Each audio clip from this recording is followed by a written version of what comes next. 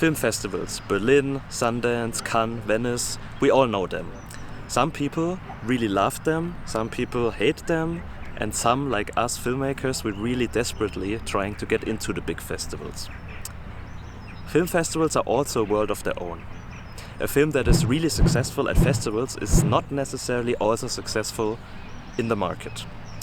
But how can you even be successful at festivals? In this video, we'll uncover what a really good film festival distribution strategy is, and we'll give you some tips and tricks. So, let's dive in. Why are film festivals important? Film festivals present a very good first stage for your movie. You will get the first audience feedback and see how your film is doing with them. Do they like it? Hopefully so. But festivals are also good for presenting your film to industry professionals, for example sales agents or distributors. If your film is good, it will grab the attention of these people, which in turn will tremendously help you with your further distribution. On top of that, if your film is successful at a festival and maybe wins an award, this will catapult your audience engagement and perceived value of your film. You then have momentum on which you can build up. Furthermore, film festivals are a great place to meet like-minded filmmakers and network with them. And finally, even if film festivals are very busy and sometimes very hectic, don't forget to enjoy yourself at these events and have some fun. You definitely earned it. What you need to understand is that there are different tier ranks of film festival. Maybe you already have heard about this.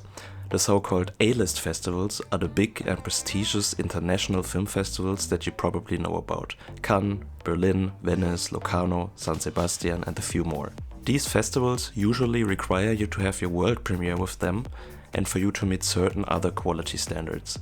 A good overview of these A-list festivals can be found on the website of the International Federation of Film Producers Association. Link in the description. Then there are the B-list festivals. These are usually bigger national film festivals, which are very important in their respective countries. These festivals usually require you to have your national premiere with them. Last but not least, we have the so-called C-list festivals. As many of you may have already suspect, these are smaller and more regional film festivals, which can nonetheless be very important for your film.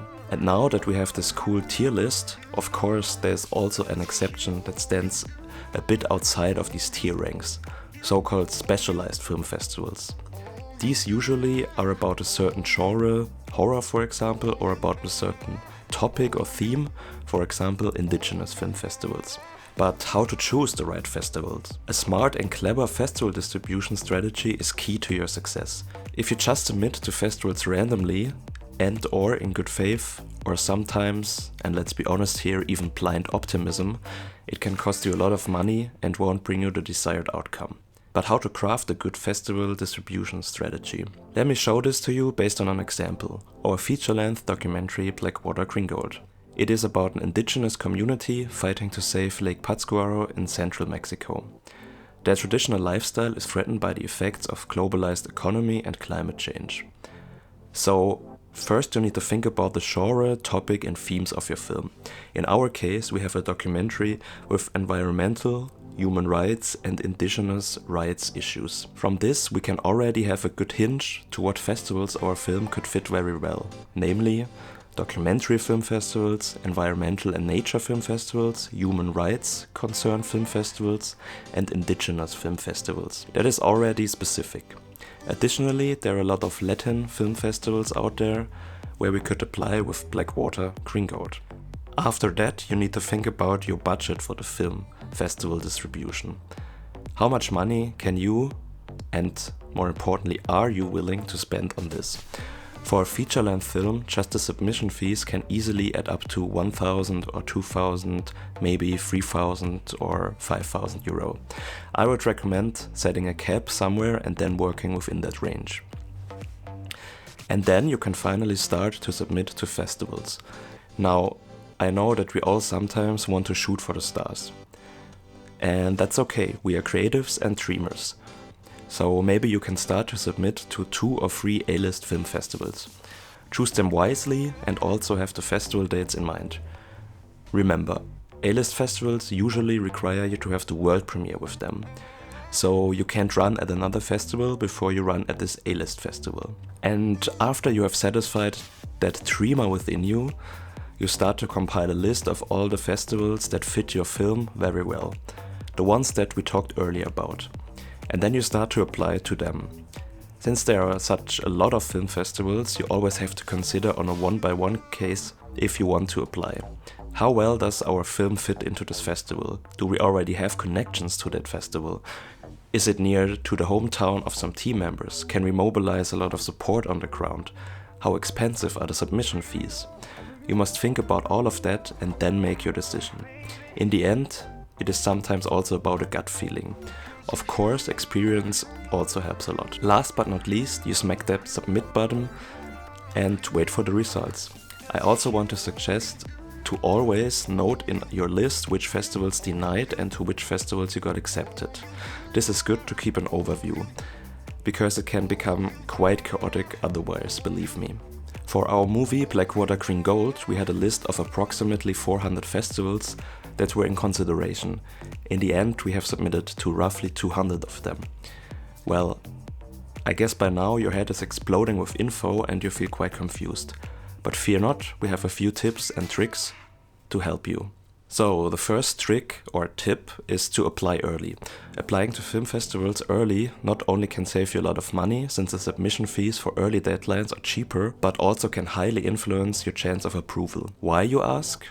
Well, think about it from a programmer's point of view. They review your film more likely thoroughly when you submit at a time that is not so packed, because they just have more time then. When you submit closely to the deadline, the films are already piling up at that desk. Also, if you submit early and the programmer really likes your film, he can fit it in the venue very easily, because it is still fairly empty. When you submit late, the programmer really has to like your film to fit it in the tight schedule. So with later deadlines, much more films are competing for limited space. If you know a programmer or someone from the film festival, try to contact them and get your submission filtered through them. This way, you're setting your film apart from the rest of the submissions already from the beginning. Next tip is to try to maintain a good relationship with the festival even after it is done, and aim to have a partnership over many years or decades. If you know that a festival is interesting for you either because it is a regional or a national festival and or fits the type of films that you want to do, try to establish a good relationship with the festival and the festival team. This can help you with the application in the years to come. And a little bonus tip at the end, use sites like Film Freeway. There you can upload your film and infos about it once and then very easily apply to festivals with just a click of one button. And now, after all these amazing facts and tips about film festivals, it's time for a reality check. When you apply your film for film festivals, you better get used to rejection. I know the stingy feeling when your film gets rejected from festivals very well. I know it hurts. Seriously. But what I learned after almost 10 years and with painful experience is, this is normal and just part of the game. The film festival circuit is very competitive.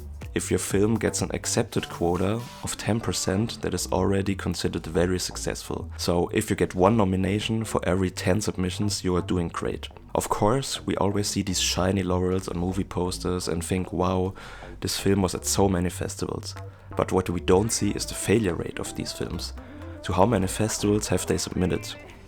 So as the last tip, don't let yourself get discouraged from rejections. Have a smart strategy and be consistent with your submissions. Then you can absolutely make it in the film festival world. And finally, you are maybe really hyped to apply to festivals now. Let's dive right in.